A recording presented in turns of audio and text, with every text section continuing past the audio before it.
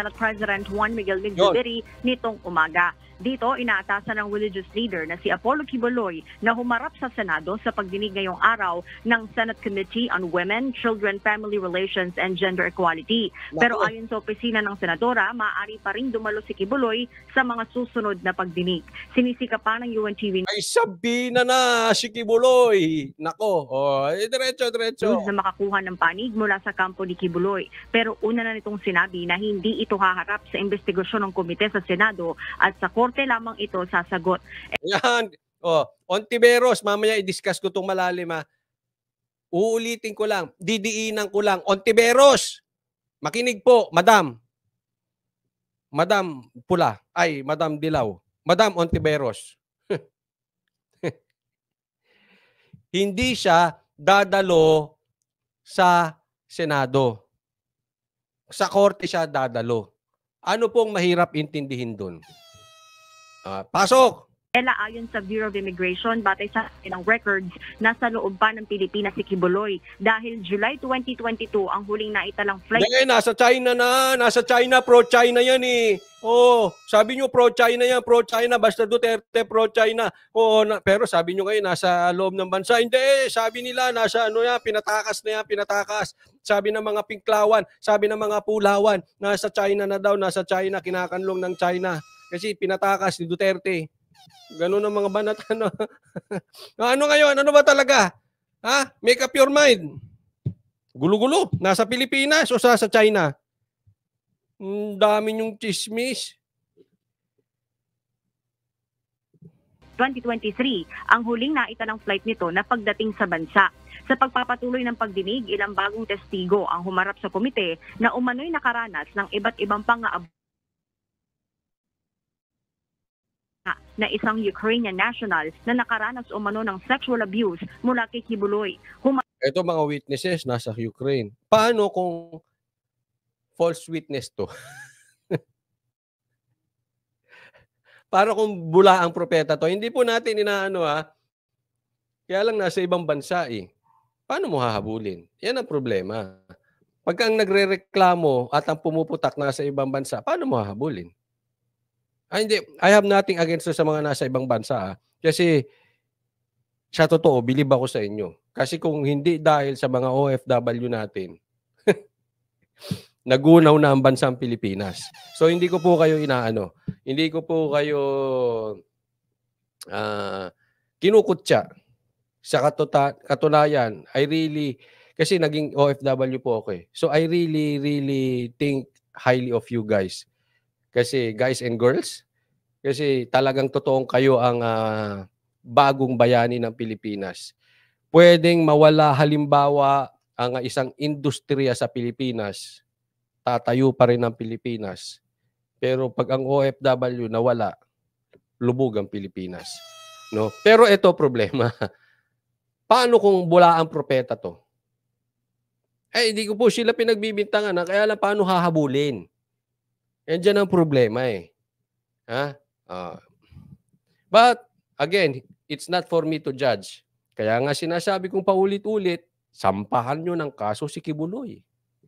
Harap din sa pagdinig si alias Rene na ikwento ang pamamalimos niya gamit ang umano'y peking charity. Nakaranas din umano ito ng pang-aabuso mula kay Quiboloy na magtrabaho sa Glory Mountain. Ayan, inabuso. Itong nakamaskara, mga nakamaskara at nakatakip ang pagmumuka ang mga inabuso ni Quiboloy.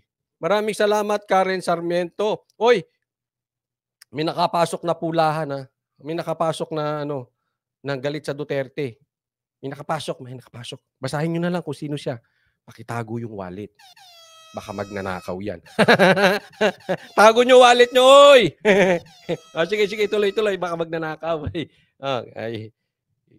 Galit sa Duterte. Baka adik o magnanakaw. O parehas. Pato, tago nyo wallet nyo, Oo. Umi-snatcher. Sige. Nakatakip ang mukha, nakasombrero. Alam ko yan, Brad. Papasok.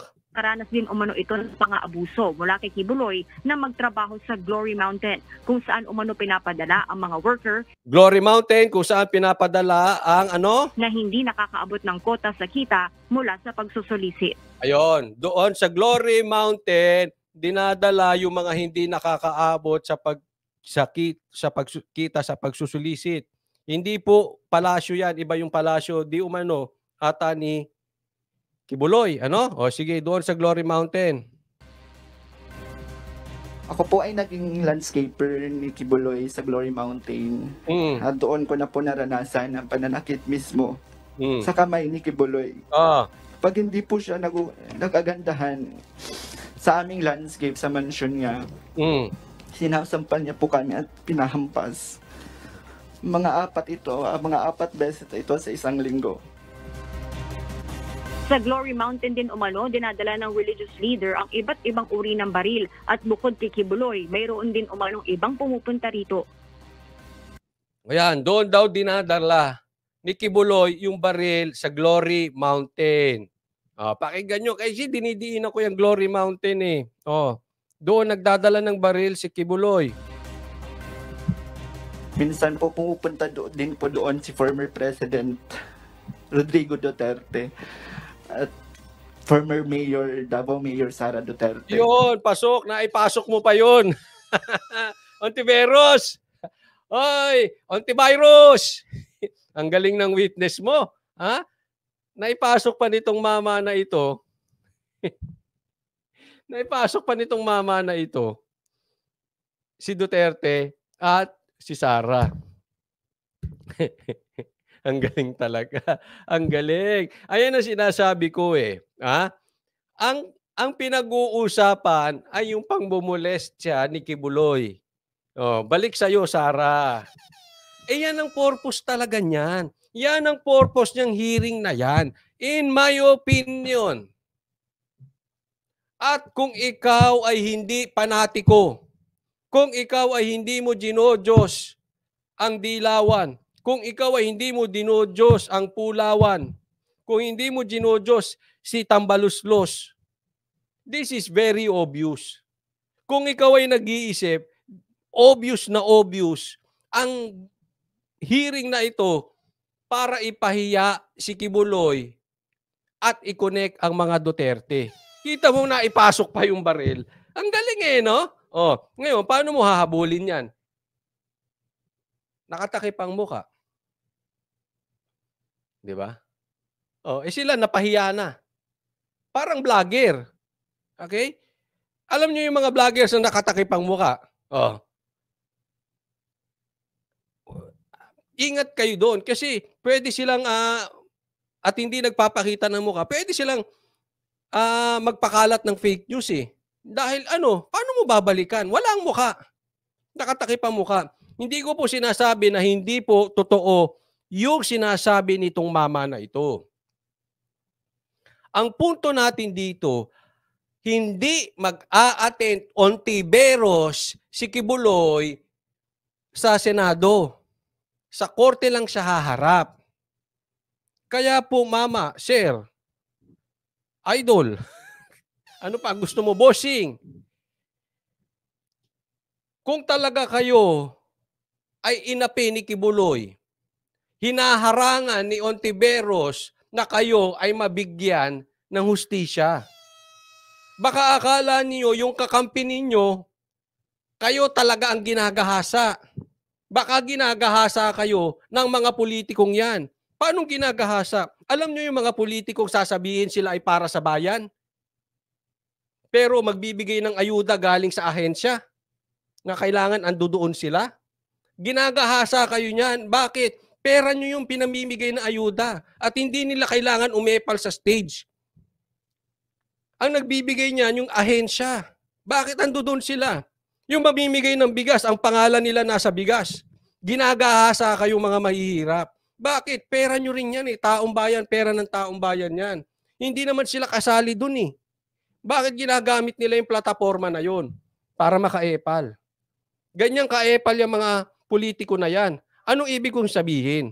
May personal agenda. At ang laging personal agenda At ang daan ng mga politiko ay panggagahasa sa mga mahihirap. Mahihirap talaga ang binabakbakan ng mga yan. Bakit? Gagamitin kayo. Marami kasi sa mahihirap, madami. Madami yung mga yan eh. At the same time, diyan mo malalagay yung mga pangalan mo. Kaya para sa akin, panggagahasa yan. Yan ang totoong nanggagahasa. Yung mga pisting politiko na kunwari sasabihin sila ay para sa bayan. Yung mga pisting politiko na kunwari sasabihin nila para sila sa mahirap. Pagkatapos nyo silang maboto, ang hirap nilang hanapin. May pinangako. Kunwari, ang pinangako si A. Ang binigay si B. Oh. Ganun. Ganun yung mga yan. Yan ang talagang rapist. Dapat ang mga mahihirap nagagalit sa mga politiko na ginagamit sila. Ginagamit ang mga mahihirap. Di ba? Hindi mo, Brad, makukuha ang hustisya dyan sa Senado. Kasi ang Senado, pag nag-imbestiga, in aid of legislation para makagawa ng batas. Eh anong pakinabang nyo ron kung makagawa sila ng batas? Kung kayo ba ay inabuso? May mapapala kayo doon? O gusto niyo ng tunay na hustisya? Maparusahan nyo ng abuso. Hindi nila kayang parusahan yan. Wala sa batas yan. Kaya ako, sir, suggestion ko sa inyo, kung talaga kayo ay inabuso, magdemanda kayo. Ipabitay nyo. Hindi, wala tayong bitay. Wala tayong bitay. Wala. Ipakulong nyo habang buhay si Kibuloy. Wala kayong pakinabang kung makagawa sila ng batas dyan. Wala yan. Paglalaroan lang kayo. Sino sikat? Sila. Kayo nakatakip ang muka eh. Oh. Sila sikat. Oh, si Ontiveros, sikat na sikat ngayon niya sa Dilawan. Oh, ako hindi magugulat kung yan ang standard bearer ng Dilaw sa 2028. Bakit? Epal-epal ngayon eh. Oh, sobra ka-epal. Yan ang magiging standard bearer. Posible. Sikat siya ngayon sa Dilaw. Sikat pa siya sa pula. O bakit? Yung mga lintik na vloggers, tuwan-tuwa pa kayo Ontiveros ngayon, yung mga vloggers ng pula. Bakit? Tinatamaan sa Duterte. Ang pula, tandaan nyo to. Hindi na mababago. Ang pula, takot sa Duterte. Kailangan pa bang i-memorize yan? Alam nila yan. Bakit? Hindi kaya ng pula ang Duterte. Masakit, di ba? Pero ang katotohanan will set you free. Kaya, sasawsawan ng pula, lahat kahit ang dilaw. Kaya nga sila nagtatandem eh. Bakit? Super lakas ng Duterte. Bakit? Takot. Ulitin ko, takot ang pula sa Duterte. Shut! Hindi po ako lasing. Hindi po ako umiinom. Shut up. Tubig yan. Oh. Diba? Pahabahin pa natin eh. Kaya lahat tong drama na ito, lahat tong pamumulitika, isipin mo. Brad, nagagamit kayo sa pamumulitika. Ako, ang tingin ko sa politika, lahat ng bagay, kay maganda ito, kay pangit, pag nilagyan mo ng politika, nabababoy. Umisip kayo ng magandang motibo. Magandang grupo, magandang asosasyon, magandang samahan.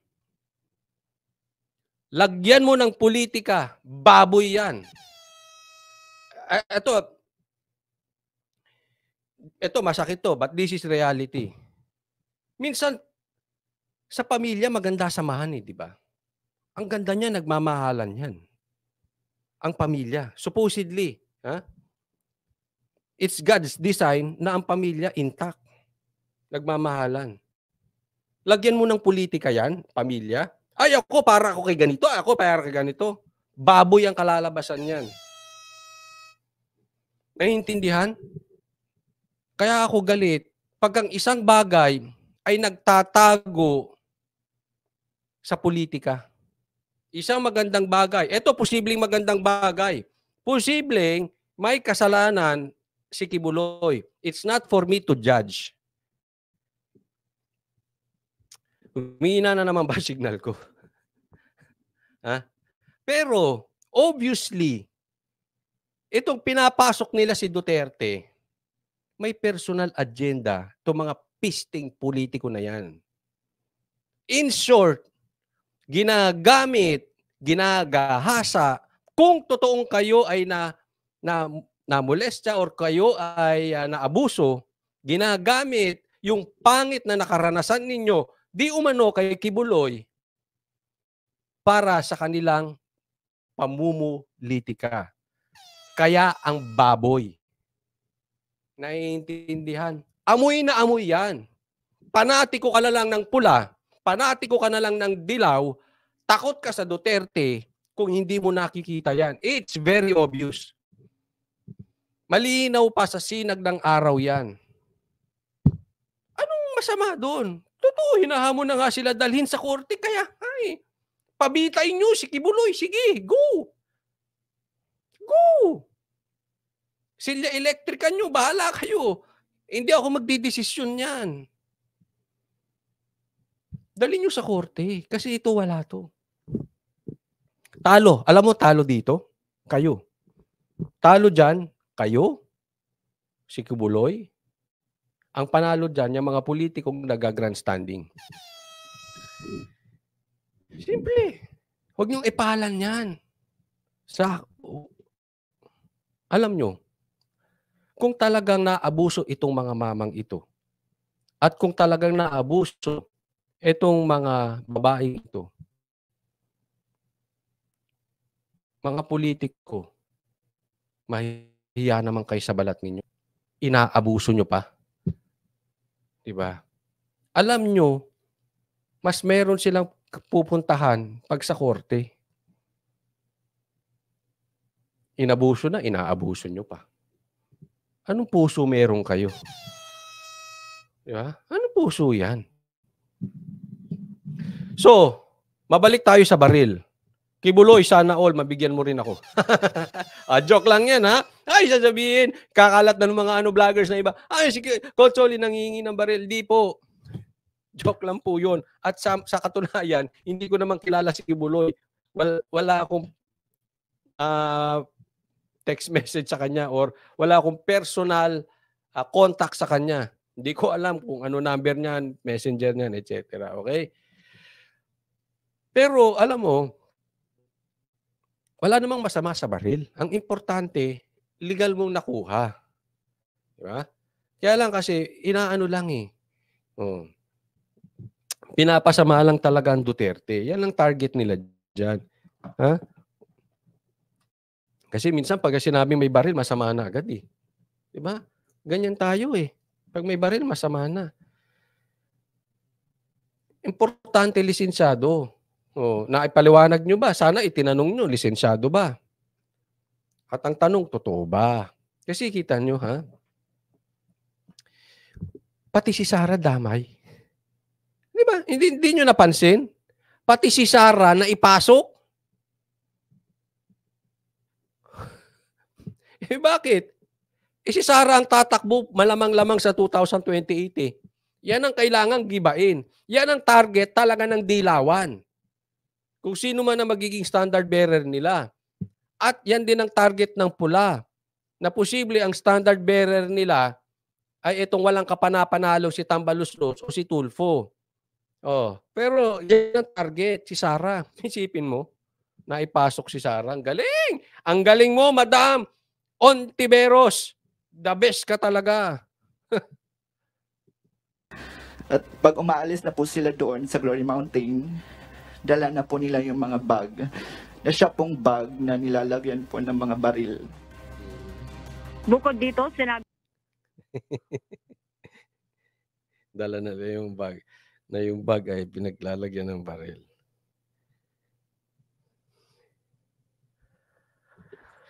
Ang dumi namang gumalaw nito si Kibuloy. Pwede namang dinala na lang sa bahay ni Tatay Digong yung baril. Kung totoo yung sinasabi, di ba? Alam mo, ang daming butas eh. Di ba? Bakit kailangan ganun? I don't know. Nabababoy. nabababoy itong mga testigo dahil sa mga politiko. Ni alias Rene na wala umano silang sweldo at tamang benepisyo ng magtrabaho sa media network na SMNI. Sa ngayon, nagpapatuloy pa yung pagdinig ng Senate Committee on Women, Children. Wala daw silang sweldo kay Kibuloy, kaya nagrereklamo. buti pa yung mga vloggers na inutusan para atakihin ng Duterte may sahod.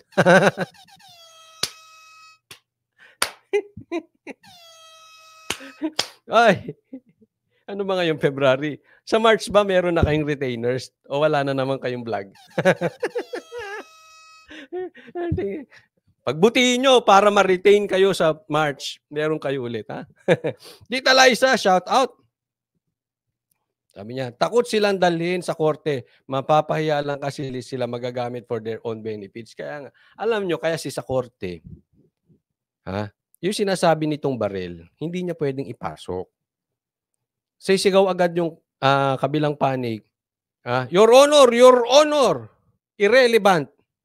Yan ang problema sa Senado, kung ano-anong pinapasok. Pag nagpasok ka, nang tatamaan yung target nila, papayagan. Pero pag nagpasok ka ng iba, wala sa issue, pero babalik sa mga senador, puputulin ka. Naiintindihan nyo? Bakit? Sila na abogado, sila pa ang judge. Kaya unfair talaga yung mga ganyang hearing. Kung ano-ano maipapasok. Sa husgado, hindi kung ano-ano ang pwede mong ipasok. Thank you, Tita Liza. Ayan. Una yan. Pangalawa, sa korte kasi, hindi sila pwede mag-grandstanding. Hindi sila pwede ron. Hindi sila pwede magpatibin na kunwari, ay, kami po ay para sa mga kabataan at mga kababaihan. Para po kami sa bayan, kaya dapat ipagtanggol natin iyan. Pakisabi mo na ang baril ni Duterte ay galing kay Kibuloy. Di ba? Ganyan ang narrative niyan. Hindi sila pwede magdrama diyan sa korte. Wala silang papel doon. Hindi sila makakaepal. They cannot sell the drama doon. Yan ang problema dyan. Di ba? Saan ka? Doon sa makakapapel ka o doon sa hindi ka makakapapel? Dilawan, gawin nyo ng standard bearer si Ontiveros. Sige na, nang matahimik na tong bayan natin. Family Relations and Gender Equality tungkol sa mga alegasyon laban kay Kibuloy. At yun muna ang update, balik sa'yo, Ella. Sabi namin dito, Sabi, sahod ni Jason sa SMNI 1 million. Tapos wala silang sahod. Ontiveros, alam namin trabaho mo yan. Di mo kami maloloko. Signature mo na yan, fake witness. Diba? Ang galing ni Chari Victoria.